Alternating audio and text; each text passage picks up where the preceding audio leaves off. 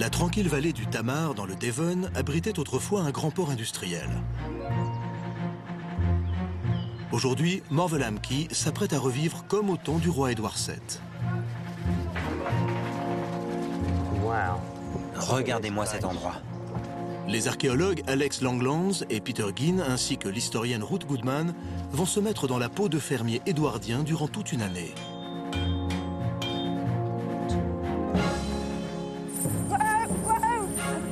Ils ne vont pas juste exploiter la ferme, mais se familiariser avec les techniques et le savoir-faire des paysans du Devon, comme la pêche. On a quelque chose. Et la mine.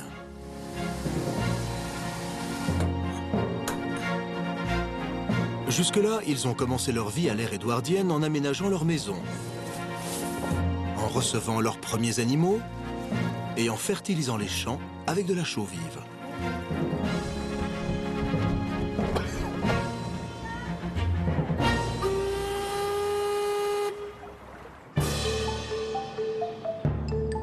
Nous sommes maintenant en octobre, le moment de se lancer dans de nouvelles entreprises, comme la culture maraîchère, Et un ici. la production d'œufs et de viande. Mais pour réussir, tout cela devra être mis en place avant l'arrivée des premiers froids. Ils pourront alors accueillir la venue de l'hiver en fêtant Halloween dans le style édouardien. À la vie!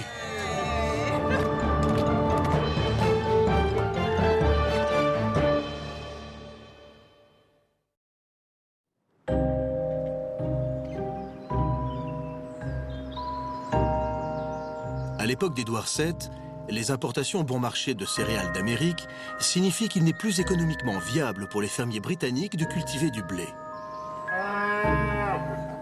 Pour survivre, ils doivent se diversifier. La viande est l'une des rares choses qui garantit encore de bons revenus. Alex et Peter ont contacté une agricultrice locale, Sarah Burt, pour se procurer un petit troupeau de bétail. Ils sont beaux.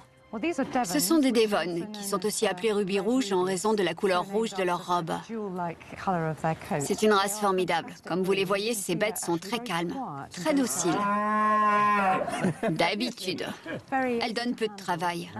Et elles sont aussi extrêmement robustes. Elles supportent à la fois les climats chauds et les climats froids et humides, comme ici. À l'époque édouardienne, elles servaient autant à produire du lait que de la viande. Alors elles sont idéales pour des novices comme nous. Absolument parfaite. La bonne chose avec cette race, c'est que les bêtes s'occupent d'elles presque toutes seules. C'est très économique. La rubis rouge était déjà élevée et exploitée en Grande-Bretagne avant l'époque romaine. Qu'est-ce qui se passe là, Sarah? C'est ce qu'on appelle des chaleurs. Cette génisse que vous voyez monter sur l'autre vache. Oui. C'est signe qu'elle est en rut, qu'elle est prête à s'accoupler. Donc elle imite le taureau. Elle imite le taureau. Et franchement, il faudra en trouver un le plus vite possible. D'accord. Le bétail va être mis en pâture jusqu'au plus fort de l'hiver. Je vais rassembler les bêtes maintenant. Si je les amène par là, elles vont découvrir le champ, leur nouvelle maison. Regardez ça, c'est magnifique.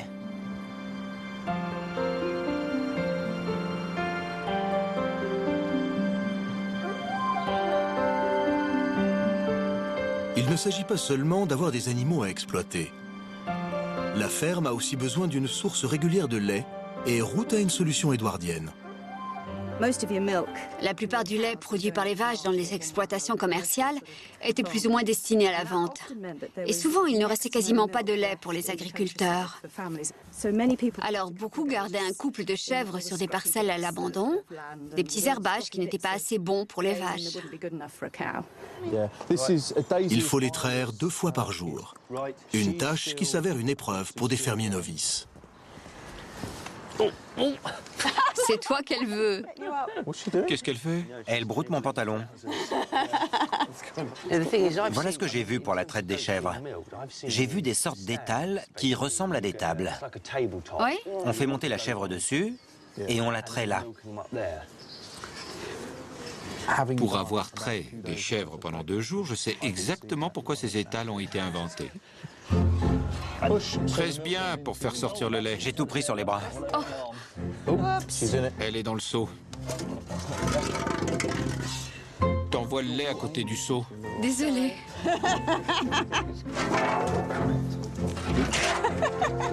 Tu veux que j'essaie? Si ça te dit. D'accord. Tu vises plus mal que moi.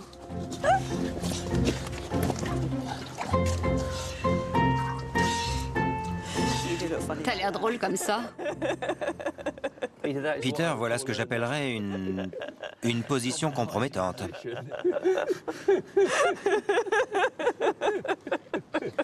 Allons, Peter. Un peu de dignité. C'est mieux. Voilà. C'est ça. Relax, ma belle.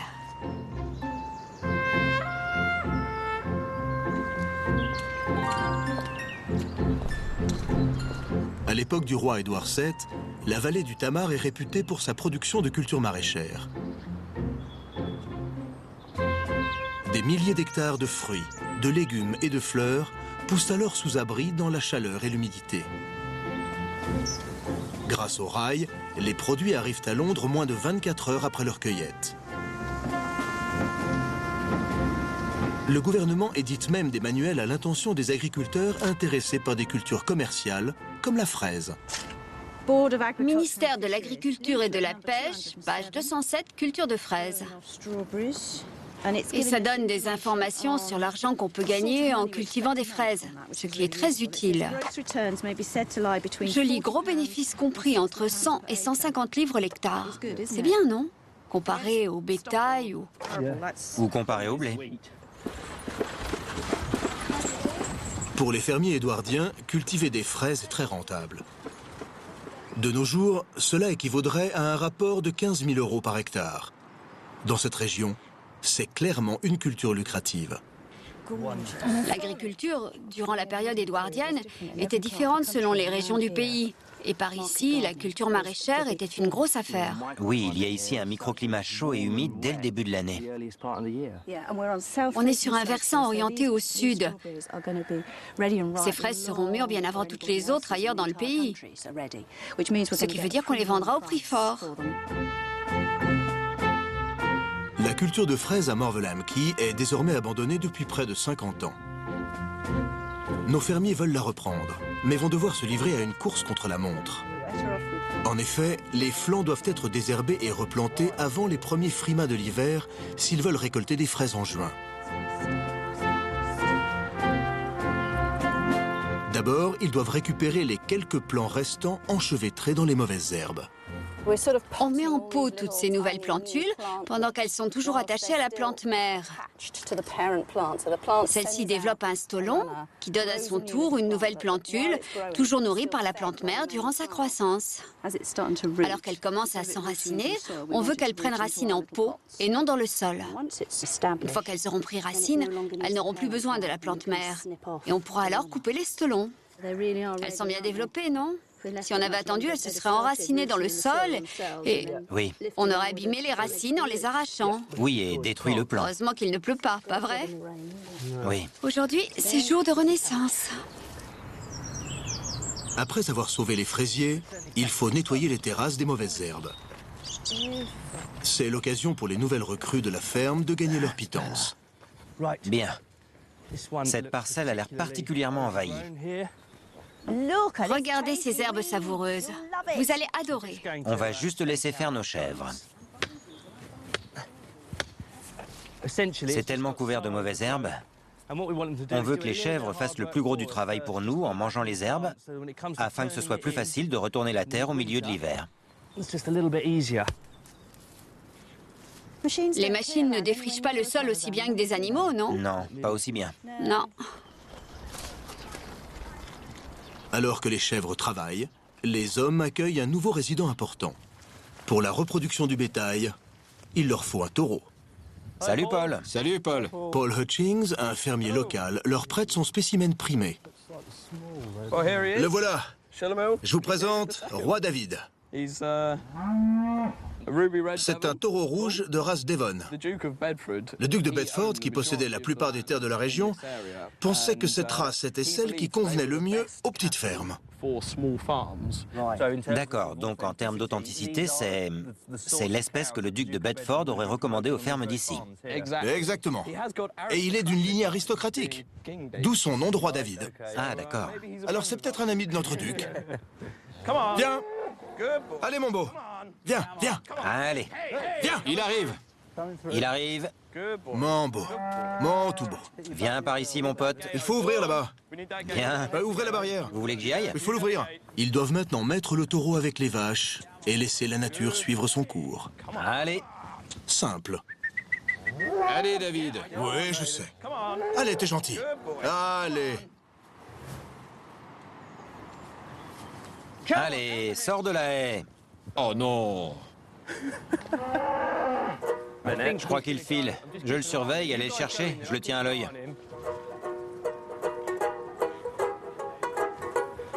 Viens, mon mignon. Viens, David. Viens là.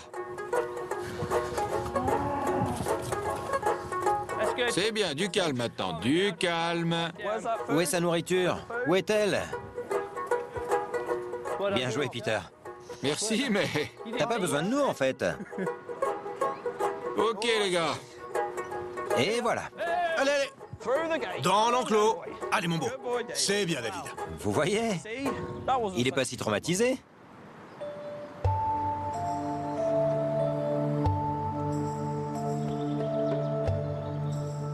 Même s'il y a peu d'argent à gagner avec la culture de céréales dans la Grande-Bretagne d'Édouard VII, on en cultive à petite échelle pour nourrir les bêtes. Dans cette partie du Devon, l'acidité du sol rend celui-ci infertile, et c'est un énorme problème pour les fermiers. Alex et Peter neutralisent cette acidité avec de la chaux vive. Cette approche scientifique va suffisamment assainir la terre pour qu'elle produise des récoltes. Et à l'époque édouardienne, la culture repose sur les bons vieux chevaux de trait. La ferme possède 2 Shires, Prince et Tom. Salut, Megan. Salut les gars. Ça va?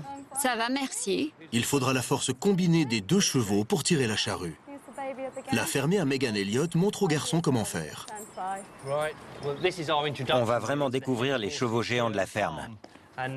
Et c'est une formidable opportunité pour Peter et moi d'apprendre à travailler avec 2 chevaux. Chaque fois qu'on a travaillé avec 2 chevaux, il y avait toujours quelqu'un pour nous aider. Cette fois, on va essayer tout seul et voir si on y arrive. Bien sûr, Peter et moi sommes complètement novices. Vous avez des commandements spécifiques? Oui. Oui. Pour aller à gauche, quand on les dirige, D'accord. il faut dire dia. Dia. Dia. Et pour aller à droite, il faut dire U.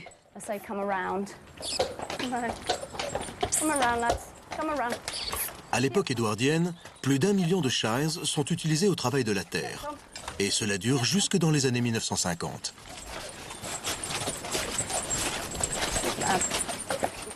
C'est fabuleux de penser que cette race a été élevée spécialement dans ce but, non? Ouais, ils sont d'une puissance formidable, vous savez. 10 hommes ne pourraient pas les retenir s'ils décidaient de filer. Oui. Pour avoir l'espoir de faire une bonne récolte, il est vital pour Alex et Peter de gagner la confiance de ces moteurs chevalins. Ça va être le plus dur, Alex, de les empêcher de... Les empêcher de courir dans le pré. Je suis là, je suis là. Je suis un peu plus tendu, là. On les laisse courir un peu en rond. On va s'amuser, Peter. On continue comme ça. Ça dépend ce que t'appelles s'amuser. Ils sont habitués à tirer des carrioles sur des chemins. Alors bien sûr, quand ils se retrouvent dans un champ sans charge à tracter, et avec tout cet espace devant eux, ça les excite forcément un peu. En plus, ils doivent sentir que je suis nerveux. Et je le suis davantage maintenant qu'il y a 10 minutes. Vous êtes relax? Et voilà, ça va aller. Bonne chance. Bien. Gardez les bras baissés.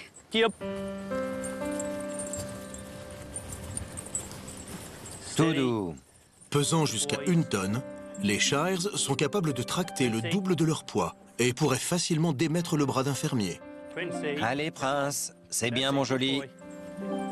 On est presque allé tout droit. C'est bien, Prince. C'est assez éprouvant pour les nerfs. On ressent un vrai frisson à travailler avec des chevaux comme ça. Franchement, pour moi, ça procure un frisson plus intense que la conduite d'un quelconque engin à moteur. Alors... Allez c'est bien. C'est déjà assez difficile de travailler avec un seul cheval, mais avec deux, ça complique encore plus les choses. Et puis, il faudra ajouter des outils, comme la charrue, et faire des sillons droits, car s'ils ne le sont pas, on ne pourra pas désherber entre les rangées, et au moment de la récolte, on aura davantage de problèmes. Alors on doit bien acquérir les bases, les manier à la perfection avant de labourer ce champ. Ça va pas être une mince affaire. L'été prochain, nos fermiers édouardiens devront embaucher des saisonniers pour les récoltes. Auparavant, ces travailleurs étaient payés en cidre. Et même si cela est interdit depuis 1887, le cidre demeure une part essentielle de l'économie rurale. Et les fermes sont jugées sur la qualité de leur cidre brut. Alex et Peter tiennent à suivre la tradition. Mais il leur faut d'abord une bonne quantité de pommes à cidre, environ 1 tonne. Et ils vont donc en chercher dans les vergers de Morvelham Key. On a certainement de très beaux pommiers, mais ils sont remarquablement dépourvus de la moindre pomme. Pas de pommes, pas de pommes, pas de pommes. Ils doivent arriver en fin de vie, ce qui expliquerait le manque total et absolu de pommes. On essaie d'en trouver au moins une? Tu vois cette espèce de petite chose rouge en haut de cet arbre? C'est soit un rouge-gorge, soit une pomme à cidre. On sait au moins que ce sont des pommiers. Au plus fort de la popularité de cette boisson, plus de 350 variétés de pommes à cidre sont recensées. Nous y voilà.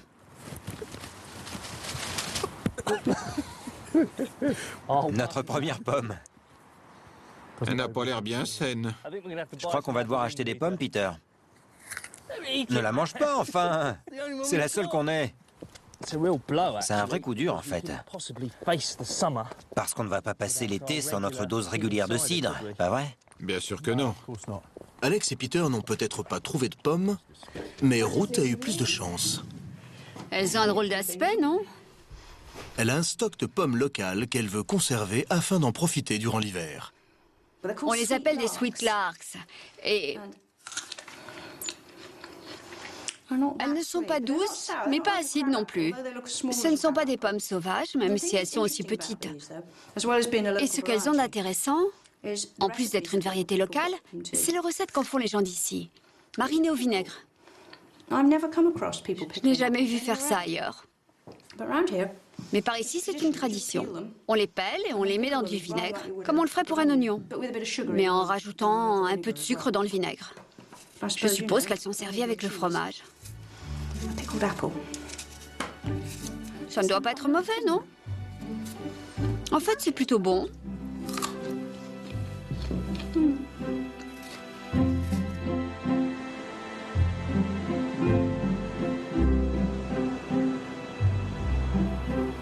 Déçus par leur cueillette de pommes à cidre, Alex et Peter prennent des mesures drastiques. Eh bien, je suppose qu'étant dans l'ouest du pays, on ne peut pas se passer de cidre. Et avec l'affligeante déception de nos vergers, on a dû acheter 1 tonne de pommes à cidre et on les apporte à la presse. J'espère que le printemps venu, on aura un excellent cidre brut de notre cru. Alex et Peter transportent leurs pommes en aval du fleuve, à une presse à cidre située à Cotil, en Cornouailles.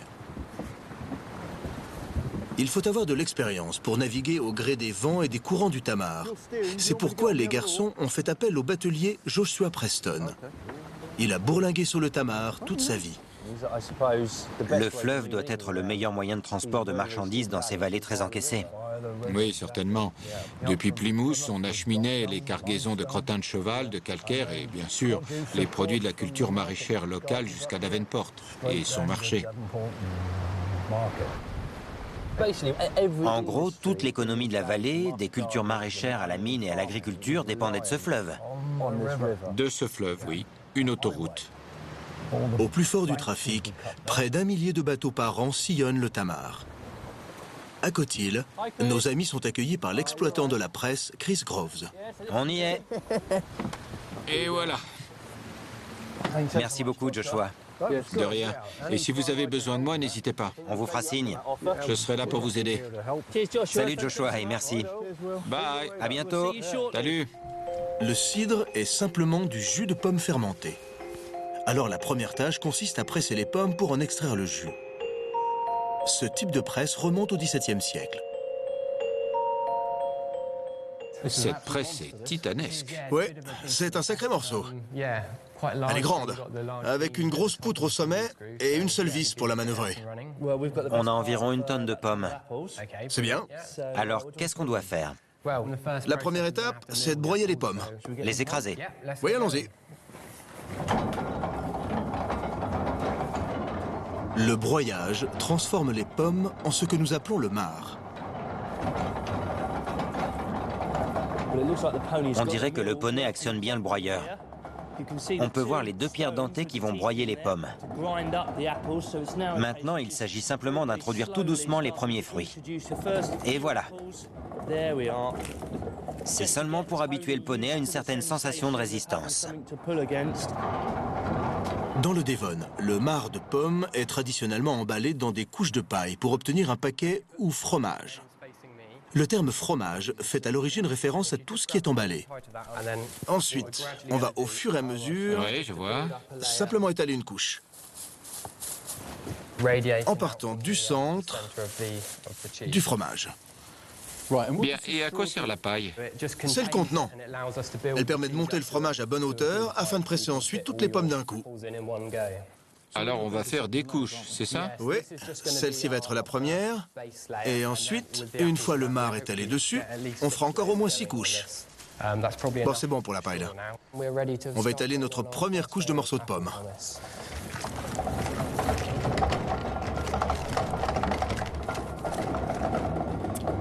Si j'en goûte une, elle a un goût horrible. Et c'est difficile d'imaginer qu'un fruit aussi atroce à manger se transforme en boisson aussi agréable au palais 10 mois plus tard. Mais les pommes à cidre renferment un mélange bien dosé de sucre, de levure et de tanins. Et c'est cet équilibre entre les trois qui, une fois que le jus est en fût et qu'il commence à fermenter, produit un cidre brut d'excellente facture. Un divin nectar.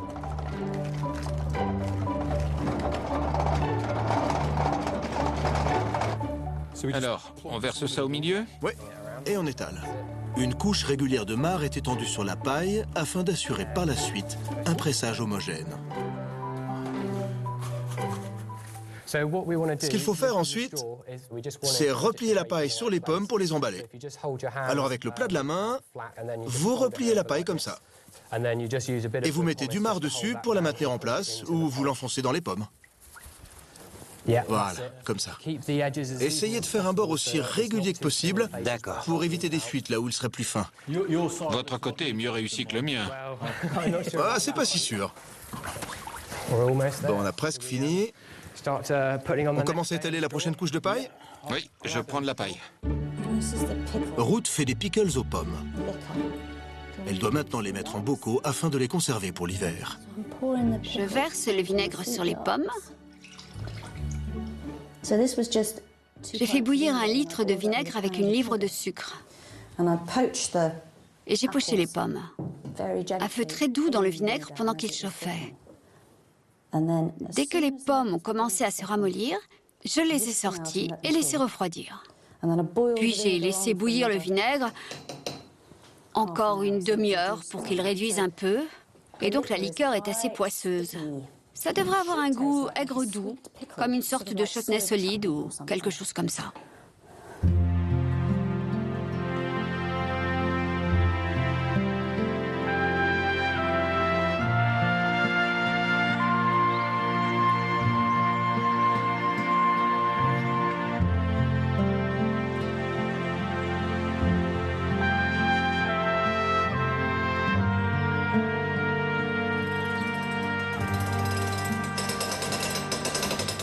Six couches de marc ont été constituées.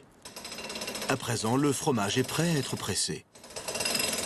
Le plateau supérieur pèse à lui seul 500 kg, ce qui permet à la vis sans fin d'appliquer une pression de plusieurs tonnes. C'est bon. Regarde, Peter, on voit bien le jus couler. Regarde ce volume de cidre. Et regarde sa couleur. Les pommes sont composées à 80% d'eau. Donc une tonne va produire jusqu'à 460 litres de cidre. Ça coule bien, là, non? Excellent. Étant très acide, le cidre est naturellement dépourvu de microbes. Et jadis, il valait souvent mieux boire du cidre que de l'eau. C'est remarquable la façon dont cette paille agit comme un sac et retient tous les morceaux de pommes. Je n'avais jamais vu ça. C'est très ingénieux. Et si simple. Bon, le levier. Parfait. C'est un gros, alors... Durant les jours suivants, la pression va être graduellement augmentée afin de tirer le maximum du marc. Ça commence à faire une grosse pression. Ce procédé prenait 3 ou 4 jours. Oui. Pour du véritable cidre brut de ferme. Exactement. Ce sont des choses qui exigent de la patience.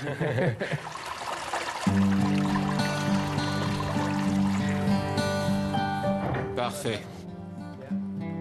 Et voilà.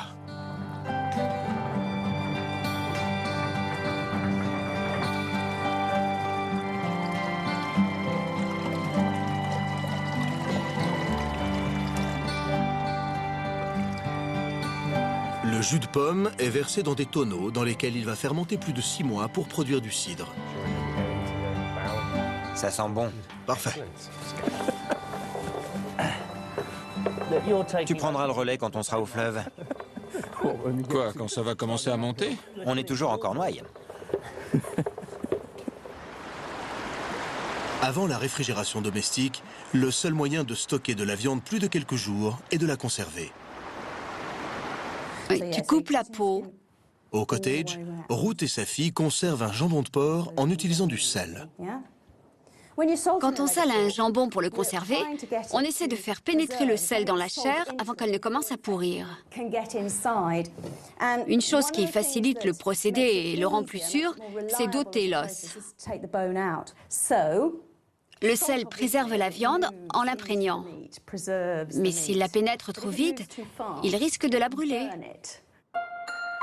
Le sel absorbe l'humidité de la viande et l'assèche afin de la conserver.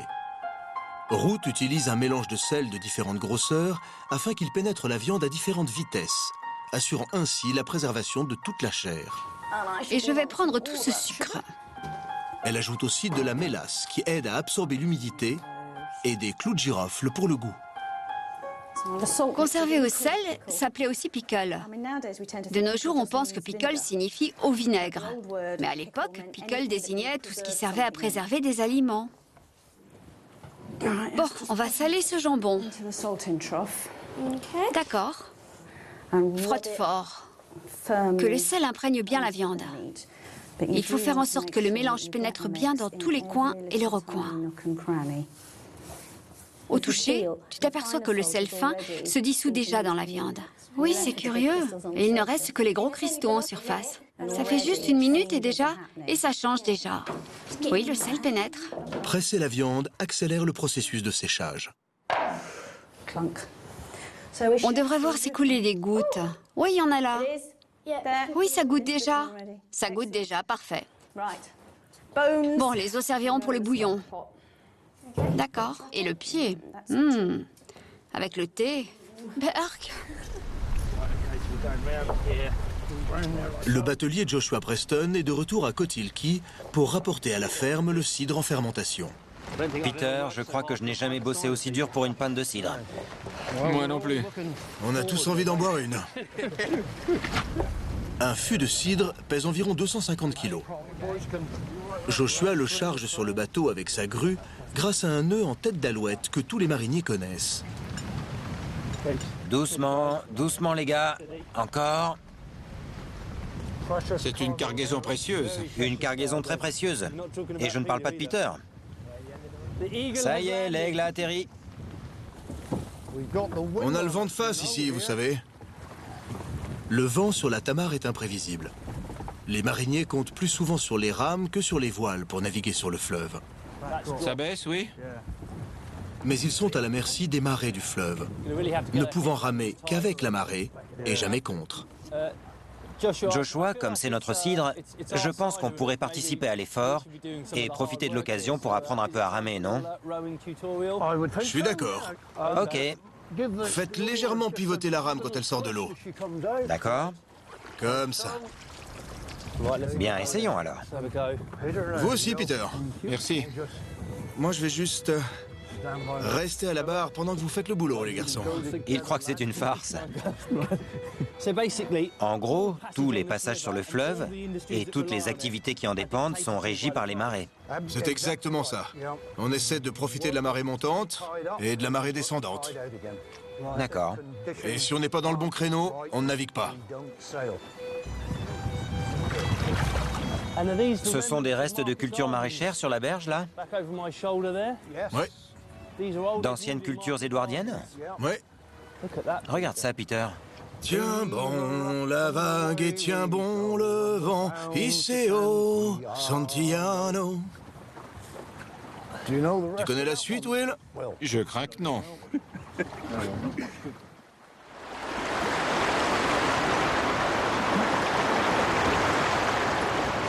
Ah chouette, il est grand, c'est bien. Outre le jambon, Ruth a aussi un quartier de lard venant du porc abattu. Afin de le conserver pour l'hiver, elle va utiliser une autre méthode de préservation, le fumage, une technique qui remonte à la préhistoire. L'hiver approchant, il faut avoir des bonnes réserves de vivres de différentes sortes. Et le fumage est une méthode formidable. Parfait, ça va très bien. Ça va être assez solide. Quand on tue le cochon, un gros animal, il est impossible de tout manger en quelques jours avant que la viande ne commence à pourrir. Alors, il faut découper la bête et commencer par manger ce qui ne se conserve pas, comme le foie. Tout le reste rentre dans un planning de conservation. Certaines parties seront vite mangées, mais un rôti salé et fumé se conservera durant des mois et des mois. Et voilà ton quartier de lard. Ça va faire un paquet de tranches, ça, pas vrai? Il est bien placé? Au milieu, c'est parfait. Envoyons la fumée. Oui. Pour commencer, je vais faire le feu à l'écart, pas trop près du tonneau, à l'écart sur l'avant, car quand on allume un feu, il y a beaucoup de flammes. Et les flammes ne sont pas bonnes pour la viande fumée. Je ne veux pas cuire la viande, mais la fumée. Et la viande doit être exposée à de la fumée froide, pas chaude.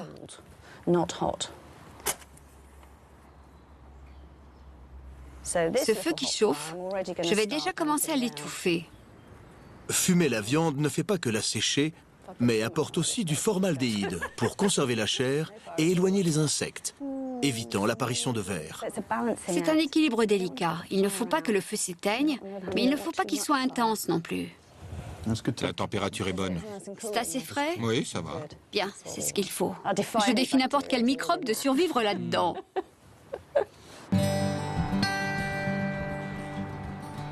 Cela fait 2 semaines qu'Alex et Ruth ont récupéré les fraisiers du jardin à l'abandon.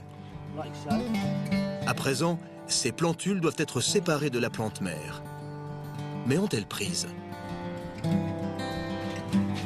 À dater de son introduction en 1883, la Royal Sovereign est devenue la variété de choix dans les cultures maraîchères de la vallée du Tamar. Ces plants très très jeunes, je pourrais arriver à les exploiter sous serre. Mais pour être honnête, si je voulais me lancer dans une culture maraîchère intensive comme à l'époque d'Édouard VII, je devrais acheter au moins 300 fraisiers. Il était vraiment crucial, en termes de bénéfices, d'avoir autant de plants que possible pour cette très brève période d'avant-saison. C'était vraiment comme une ruée vers l'or pour les cultivateurs édouardiens. Si on pouvait expédier ces fraises à Londres avant les autres producteurs, on avait des chances de les vendre au prix fort. Mais bien sûr, cela revenait à avoir tous ses œufs dans le même panier.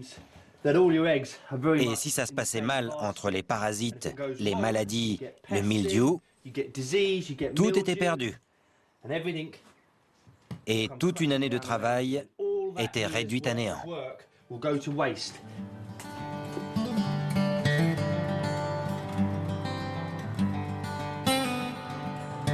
Sur les versants du jardin maraîcher, les chèvres ont enlevé le plus gros des mauvaises herbes. Maintenant, il faut finir à la main. Une tâche éreintante. On ne peut pas se servir de machines sur de tels versants. Ils sont trop abrupts. Essayez de faire venir un cheval pour tirer une charrue ici. Il se débattrait pour tenir debout et n'aurait aucune force de traction. Et on enverrait aussi trop de terre au bas du versant. Alors, c'est retour aux anciennes méthodes manuelles. Personne n'a jamais eu l'illusion que la culture maraîchère était facile. Regardez la surface de sol à travailler, tout à la main, sans quasiment aucune aide possible. C'est un sacré boulot.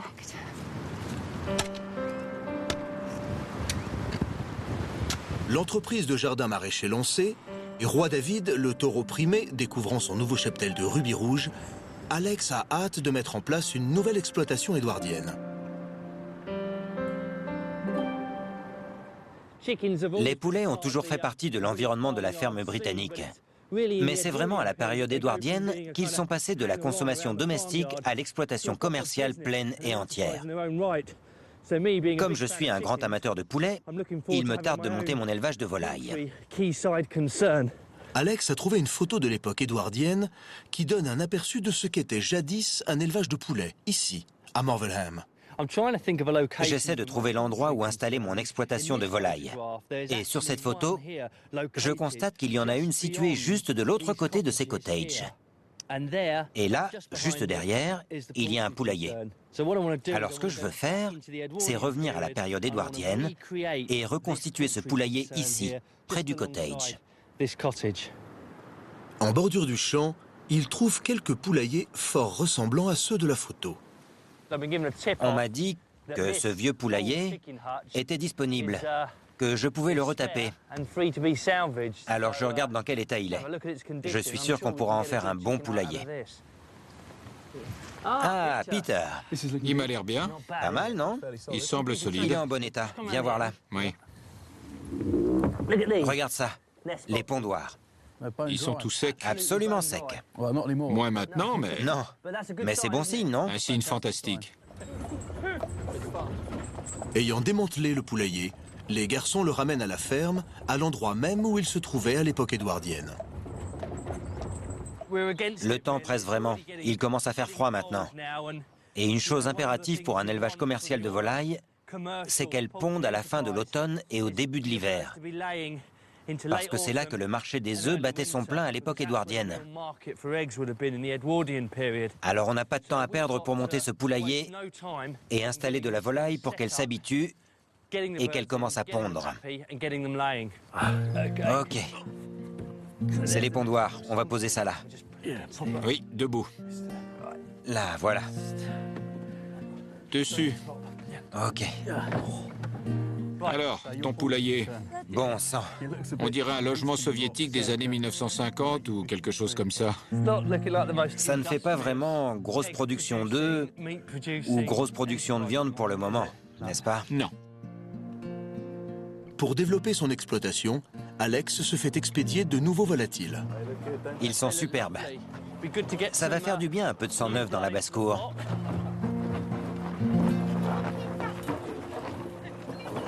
Superbe. Merci, William. Magnifique. Et voilà les poulets. Bienvenue. Bienvenue dans votre nouvelle maison. Et voilà. Mettons-les dans le poulailler. Je pense qu'il faudra les laisser dedans au moins 2 ou 3 jours. Qu'ils s'habituent à leur nouvel habitat. Oui. Allez, rentre là, mon petit. Allez, dedans. Et voilà encore un petit mâle aussi. Il va certainement... Allez.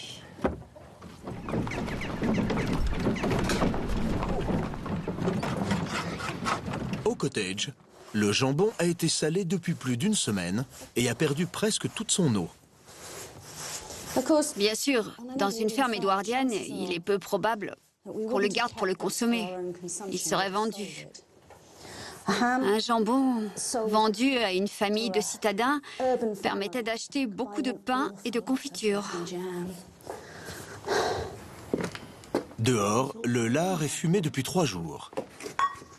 Lui aussi est prêt à être stocké pour l'hiver.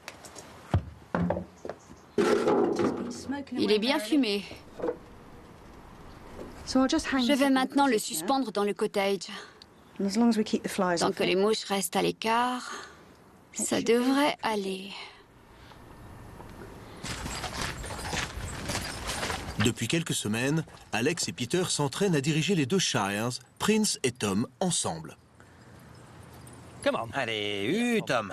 Allez, bien. Oh, Prince, oh. Alex se débrouille bien avec les chevaux maintenant. En arrière. Stop. Bon, dada. À présent, ils vont prendre les chevaux pour passer une herse afin d'étaler de la chaux pour fertiliser le champ. Allez, mes jolis. Voilà, allez. C'est bien. C'est bien, mes jolis. C'est bien. Allez, voilà. Une chose très, très mauvaise de ma part, c'est que j'essaie de les diriger comme une petite voiture. Je suis toujours en train de redresser. En fait, il s'agit de prendre un repère à l'horizon pour aller tout droit. Et si on dévie, de redresser en douceur, à la manière d'un pétrolier ou d'un destroyer. Et non brusquement. Allez! C'est primordial de s'entraîner. Et ça m'angoisse terriblement parce que ça ne s'apprend pas du jour au lendemain. C'est peut-être prétentieux de notre part de penser qu'on peut le faire, mais on doit essayer. On doit. On doit s'y employer et voir si on arrive à un résultat. En avant. En avant. En avant. C'est bien.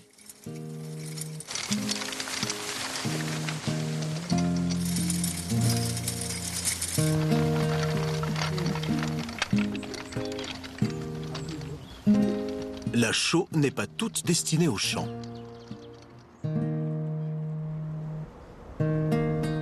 Pour le fermier édouardien, c'est un produit merveilleux qui sert à cimenter, à assainir et même à désinfecter. Mais comme la chaux vive, cet élément est très caustique. Pour obtenir un matériau inoffensif, il faut l'hydrater ou l'éteindre. La réaction est assez violente. Et la vapeur qui se dégage va atteindre de fortes températures dans les jours qui viennent. Alors on doit avoir mis assez d'eau là-dedans. On a versé l'équivalent de 2 tonneaux. Et cette chaux va nous être très utile pour les constructions à venir dans l'année. On sent bien la chaleur qui se dégage, non? Oui, ça fait comme un barbecue. Oui.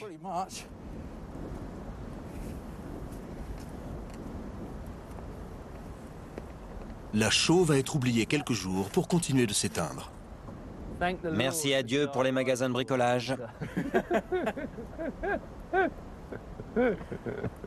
Bien. La chaux éteinte doit maintenant être gardée dans un tonneau. À l'époque édouardienne, les tonneaux ou barriques servent au transport des produits à travers l'Empire britannique. Ils jouent un rôle vital dans la vie économique de la Grande-Bretagne. Alors le fabricant de tonneaux ou tonnelier jouit d'un grand prestige. À l'époque, on en dénombrait des milliers. Et maintenant, il n'en reste qu'une poignée. Peter se rend à Saint-Fagin, à Cardiff, pour rencontrer le dernier tonnelier du Pays de Galles. Bonjour, Andrew. Bonjour. Ravi de vous rencontrer. Andrew fait tous ses tonneaux sans utiliser le moindre gabarit. Vous n'avez pris aucune mesure? Vous faites tout au jugé? Il y a beaucoup à faire. Et je pense que tout ce savoir doit être transmis. C'est un métier qui s'apprend sur le tas, si on veut bien l'acquérir. L'aluminium, le plastique et autres matériaux sont arrivés, ce qui a détruit bien des aspects de cet artisanat. Et c'est dommage. Oui. Parce qu'une fois perdu la connaissance et le savoir-faire, on ne les récupère pas. Prêt ? La solidité du tonneau provient de sa forme courbée.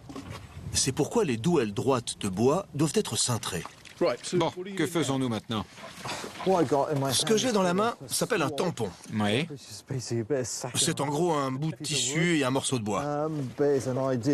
C'est un moyen idéal pour humidifier l'intérieur du tonneau. Sous l'effet de la chaleur, l'eau va se transformer en vapeur qui va imprégner les pores du bois. Et au bout d'un moment, le bois sera assez chaud et assez flexible pour qu'on puisse cintrer toutes les douelles en même temps. Seuls ces cercles de fer vont maintenir la carcasse du tonneau. On va commencer par placer ce cercle-là, Oui. qui est au milieu. On va le positionner en bas.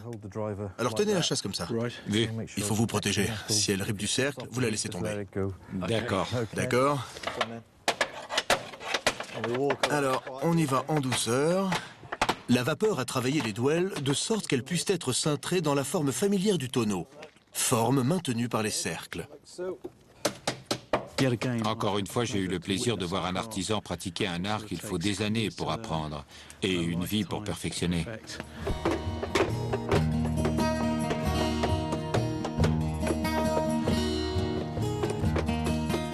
Tout ce travail est fait au jugé, mais le résultat final est une œuvre d'art.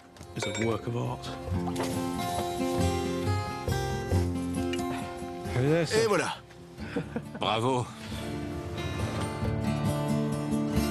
À la ferme, le poulailler est monté et opérationnel. Et les nouveaux poulets s'adaptent à leur nouvel habitat. Un bon moyen de gagner beaucoup d'argent avec la volaille, c'est de l'encourager à pondre des œufs durant l'hiver. Car en général, quand il fait froid et que la nourriture est plus rare, les volailles ont tendance à ne pas pondre. Je prends donc quelques conseils dans le manuel du ministère de l'Agriculture et de la Pêche. C'est un manuel formidable, publié en 1915. Je regarde la fiche intitulée « Production d'œufs en hiver ». Ce qui est primordial, c'est que les oiseaux mangent assez pour se dire « J'ai plein de nourriture, je peux continuer à pondre ». Le gouvernement édite des brochures pour aider les fermiers à optimiser leurs profits. Ici, il suggère un mélange nourrissant pour alimenter la volaille en hiver. Végétaux, blé, son et maïs sont mêlés à un ingrédient moins appétissant. L'élément primordial de leur régime, si on veut qu'ils pondent, c'est de la poudre de coquille d'œuf ou du sable, d'accord? Parce que sinon, ils n'ont pas assez de coquilles. Ils vont commencer par manger leurs propres œufs pour s'en procurer. Et c'est le désastre. Le risque, si je nourris mes poulets avec ça, c'est qu'ils ne soient pas contents pour une raison ou une autre. Parce que le poulailler n'est pas assez spacieux, parce qu'il y a un renard qui rôde chaque nuit. S'ils ne sont pas contents, tout ce mélange alimentaire sera perdu. Le moment de vérité est arrivé. Voyons si les poulets vont manger mon mélange d'hiver. C'est l'heure de les nourrir. J'ai un mélange spécial pour vous. Voilà. Ah, vous aimez ça? Directement au seau.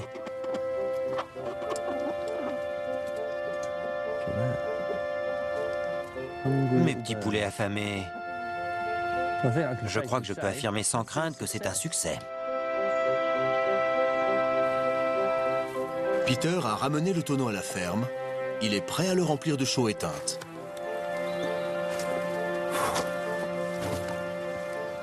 Cette chaux est quasiment éteinte.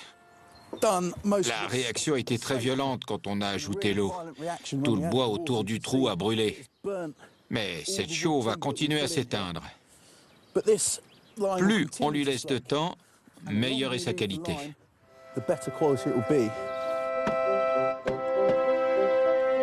Le matériau qu'on a obtenu est vraiment excellent, si j'ose dire. Cette pâte de chaux va se conserver dans ce tonneau au moins 1000 ans, si ce n'est plus.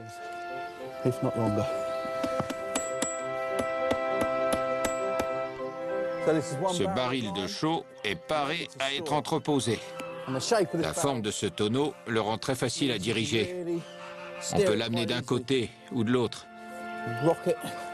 Voilà, comme ça.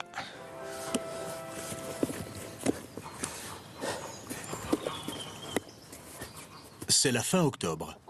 Et finalement, l'exploitation de volailles d'Alex paye. Il semble que le poulailler et le mélange nutritif soient une combinaison gagnante pour la production d'œufs. Alex a hâte de les vendre. Je peux vous aider? Je me demandais si ça vous dirait de vous associer à une entreprise avec moi. Les poules pondent tellement que nos amis ont plus d'œufs qu'ils ne peuvent en vendre. C'est génial, on récolte déjà. Tout ce qu'on a fait jusque-là, le jardin maraîcher, l'élevage du bétail pour la viande, on n'en verra pas le résultat avant des mois et des mois. Ça, c'est déjà un petit revenu. Ruth conserve les œufs dans de l'eau de chaux. Cela les met à l'abri de l'air et ils restent frais plus longtemps. La chaux tue les microbes. En mettant de la chaux, j'ai une solution stérile qui va rester stérile aussi longtemps que les œufs seront dedans. Les œufs seront entreposés dans le garde-manger avec les autres aliments à conserver. Il est important que le garde-manger reste sec. Un défi lorsque l'on habite un lieu humide en bordure du fleuve. Ruth a trouvé une solution dans le manuel édouardien de la bonne ménagère. C'est The Best Way, un livre de trucs et astuces pour la maison. Il y a un paragraphe, un garde-manger sain. Une petite boîte remplie de chaux vive dans le garde-manger absorbera toutes les impuretés, gardera l'air délicieusement sec et doux. C'est très sensé. La chaux vive essaie de capter toute l'eau qu'elle peut et va capter toute la vapeur d'eau présente dans l'atmosphère. Et pourvu que je laisse la porte bien fermée, mon garde-manger sera un endroit sec, au lieu d'être un endroit humide. Il semble qu'on aura finalement de quoi manger cet hiver.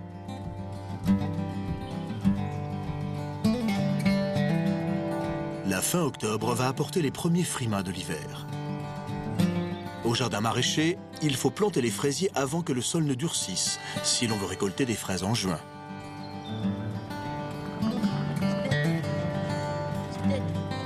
Dans l'espoir d'assurer une récolte exceptionnelle, Alex a acheté des centaines de plants supplémentaires qui vont s'ajouter à ceux récupérés sur les coteaux.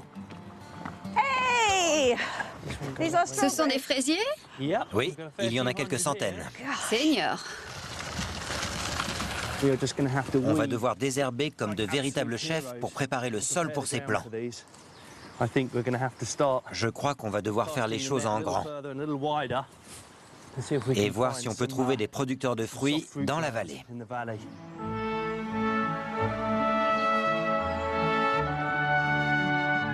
Les cultivateurs emploient tout au long de l'année des dizaines d'ouvriers agricoles pour planter ainsi que pour désherber et récolter. On voudrait quelque chose de bien dru. Dru, oui. La famille de Ron Luke cultive des fraises dans la vallée du Tamar depuis des générations. Et vous dites que c'est ce que faisait votre famille? Oh, ma famille en faisait plein, oui. Oui. On les vendait dans tout le sud-ouest de l'Angleterre. D'accord. On cultivait environ un demi-million de fraisiers. Un demi-million. Dieu du ciel. Ça demande beaucoup de travail, non? Beaucoup, oui. Mais si la récolte de fraises est bonne, c'est très payant car très rentable, n'est-ce pas? Oui. Ça rapporte beaucoup d'argent, alors. Oui, ça vaut le coup. Oui. Planter des fraisiers est une tâche méticuleuse. Les rangs doivent être espacés de 45 cm et les plants fermement implantés dans le sol. Et voilà. Quand on plantait les fraisiers, mon père venait voir et il faisait ce test, qu'il appelait le test de la feuille. Il attrapait une feuille, la tirait, et si le plant sortait du sol, c'est qu'il était mal planté. Et vous aviez des ennuis? Non, je recommence. Mais tout ce dur labeur peut ne pas payer. Il faut un hiver doux et un printemps chaud afin d'avoir les fraises primeurs rentables qu'ils espèrent. Et voilà le dernier. C'est le plus gros de tous. Ça y est. Terminé. Enfin. Alors, on a quoi? 5-6 mois d'attente? Oui. Ça dépendra si le printemps est précoce ou pas vrai? Oh, c'est vraiment passionnant, non?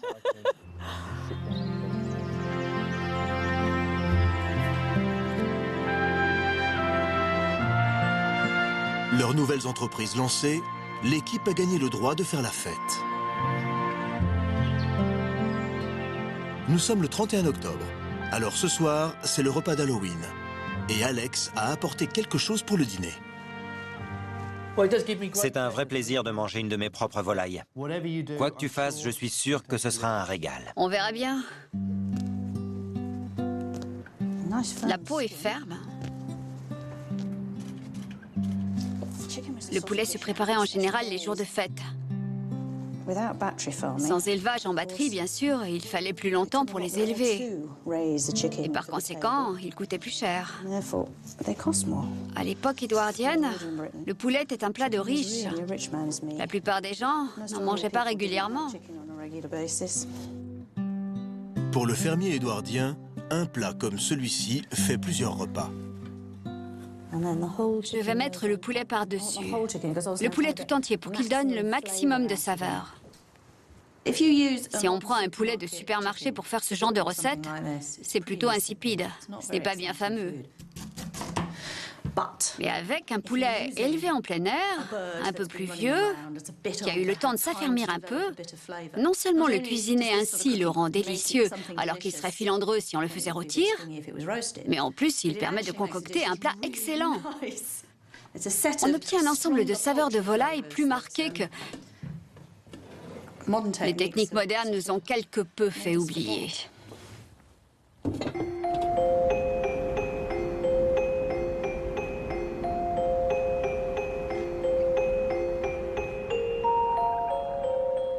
Traditionnellement, Halloween marque le début de l'hiver. Bonsoir. Merci. Il fait nuit noire là dehors. Bonsoir. Un verre de cidre? Pour bien faire la fête, ils ont invité un spécialiste du folklore anglais, le professeur Ronald Hutton. C'était la grande célébration qui marquait le début de l'hiver, la plus terrifiante des saisons, celle qui voyait mourir le plus de gens. Ici, dans l'ouest du Devon, c'est la saison où les gens sentent le Dartmoor étirer ses puissantes griffes vers eux la nuit. C'est la saison où passent les oies sauvages, où leurs cris se mêlent au bruit du vent pour gémir sur la lande. On entend les meutes de Gabriel, les meutes de sorcières, les meutes de l'enfer, noires, aux yeux ardents et à la langue brûlante, qui viennent nous chercher dans la nuit. Et quand on passe près de la mine abandonnée sur la lande, on entend l'air prisonnier des galeries, chargé de sanglots. On entend les voix des âmes tourmentées de l'enfer qui se tordent de douleur. Et alors, on sait que Noël approche. À la vie. À la vie! À la vie. À la vie. Qu'elle soit longue. Ça va, Peter? Ronald, un peu de cidre? Alors, qu'est-ce qu'on mange ce soir? Un poulet d'Alex. Son coq, en fait. Pour la volaille d'Alex, c'est l'heure de vérité. Je ne sais pas du tout quel goût il va avoir. Je vous sers avec les doigts, Chris. Parfait, merci. Il est bien ferme et aussi plein de saveurs. C'est vrai. Excellent. C'est un compliment, ça? Je crois que oui. Je pense qu'il le trouve sec, en fait.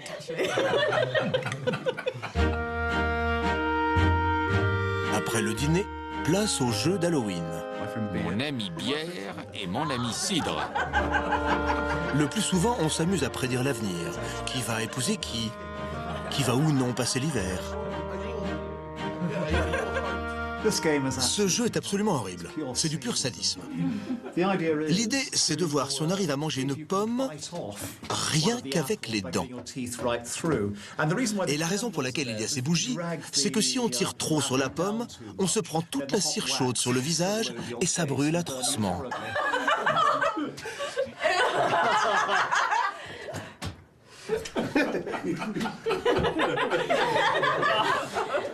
C'est impossible. Il envoie la cire sur quelqu'un d'autre. Il l'a eu?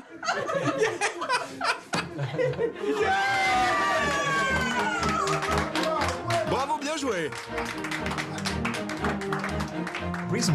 La raison pour laquelle on jouait beaucoup à ces jeux aux alentours d'Halloween, c'était pour rester joyeux face à l'arrivée de l'obscurité et du froid.